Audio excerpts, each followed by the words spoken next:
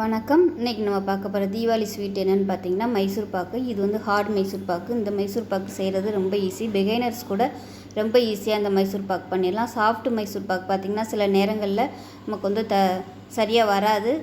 பதம் மிஸ் ஆகிடுச்சுன்னா அந்த சாஃப்ட்னஸ் வராது, ரொம்ப தண்ணியாக போயிடும். ஆனால் இந்த ஹார்ட் மைசூர் பாக்கு பார்த்திங்கன்னா ரொம்ப பர்ஃபெக்டாக ரொம்ப சூப்பராக வரும். பிகைனர்ஸ் கூட ரொம்ப ஈஸியாக பண்ணிடலாம்.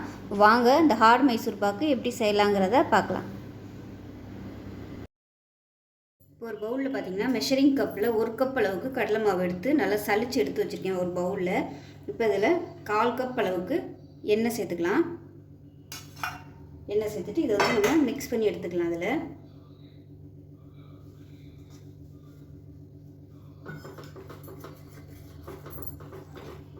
இப்போ இதில் இன்னும் கொஞ்சம் 1/4 கப்பு எண்ணெய் சேர்த்துக்கலாம்.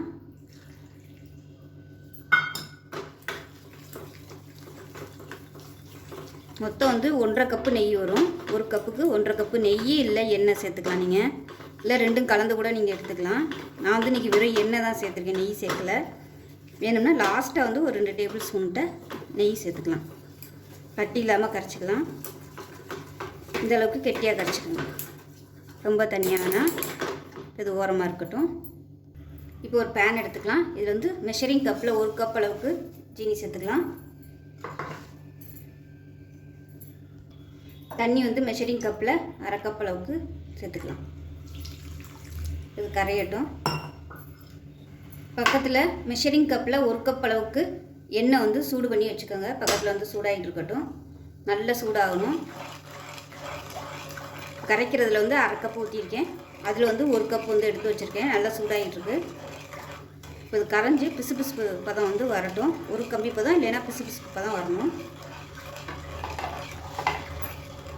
இப்போ எந்த ட்ரேயில் வந்து நம்ம ஊற்ற போகிறோமோ அதை வந்து எண்ணெய் தடவி வச்சுக்கலாம்.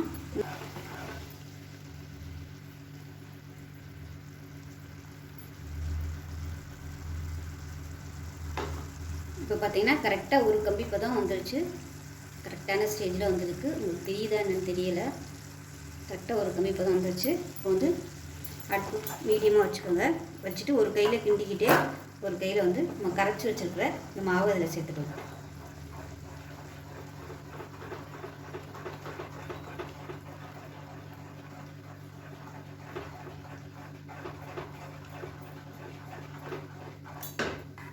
நான் வந்து 1 கப்பு தான் எடுத்துருக்கேன், அதனால் கொஞ்சமாக தான் வரும்.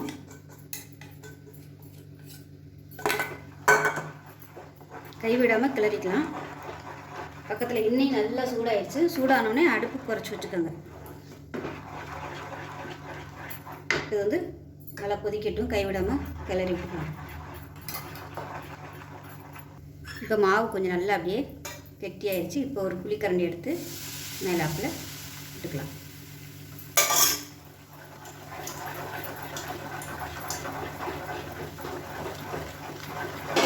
இப்போ அடுத்து மறுபடியும் கொஞ்சம் எண்ணெய் சேர்த்துக்கலாம்.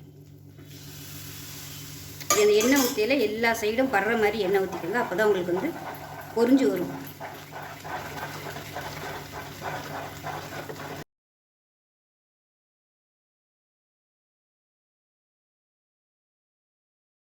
எடுத்துக்கலாம்.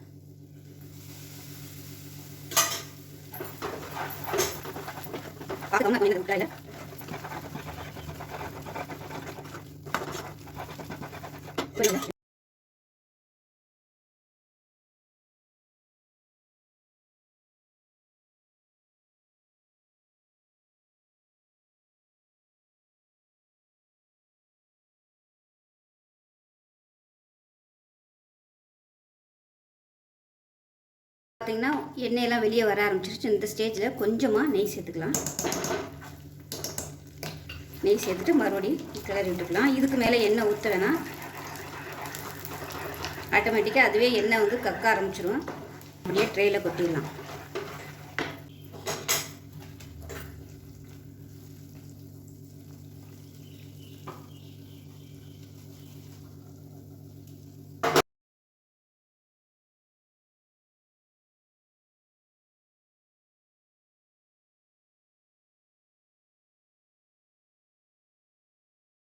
இது வந்து இப்படியே செட் ஆகட்டும். நல்லா ஆறுனதுக்கப்புறம் பார்க்கலாம். லைட்டாக வந்து செட் ஆக ஆரம்பிச்சிருச்சு. இப்போ இதை வந்து நம்ம கட் பண்ணிக்கலாம். லைட்டாக சூடு இருக்கும்போதே கட் பண்ணிக்கலாம். பீஸ் போட்டு வச்சிட்டோம்னா நமக்கு எடுக்கிறதுக்கு ஈஸியாக இருக்கும். இந்த உள்ளே இருக்கிற எண்ணெயெல்லாம் இன்னும் அப்படியே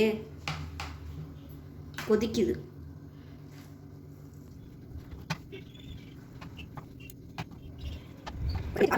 இப்போ நம்மளோட மைசூர் பாக்கு எப்படி இருக்குன்னு பார்க்கலாம். நல்லா சூப்பராக வந்துருச்சு. கலர் பாருங்கள், நடுவில் அப்படியே பிங்க் கலரில் இருக்குது.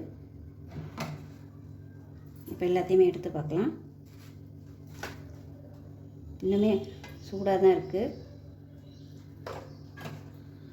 பாருங்கள், அருமையாக வந்திருக்கு. நம்ம டீ கடையில் சாப்பிட்ற மாதிரியே கலர் பாருங்கள். இன்னும் கொஞ்சம் நேரம் வச்சுருந்தோம்னால சூடாக தான் இருக்குது. இப்போ இன்னும் கொஞ்சம் வச்சுருந்தோம்னால நல்லா கலர் சிவந்து வரும். இந்த சூட்டோடு நம்ம எடுத்து ஊற்றும் போது தான் உள்ளுக்குள்ளே இருக்கிறதும் நல்லா அப்படியே ரோஸ்ட் ஆகி வரும். அதனால தான் அந்த நடுவில் உள்ள கலர் பார்த்திங்கன்னா உங்களுக்கு நல்லா அப்படியே சிவந்து வர்றது. எண்ணெய் கக்க ஆரம்பித்தோடனே டக்குன்னு வந்து ஊற்றிடுங்க. இல்லைன்னா எண்ணெய் கக்குனதுக்கப்புறம் ரொம்ப நேரம் போட்டு நம்ம கிண்டினோம்னா மைசூர் பாக்கு வந்து ரொம்ப அப்படியே கல் மாதிரி ஆயிரும். அவ்வளோதான், அருமையாக ரெடி ஆகிடுச்சுன்னு என்னால் தொட முடியல. இன்னும் நல்ல சூடாக.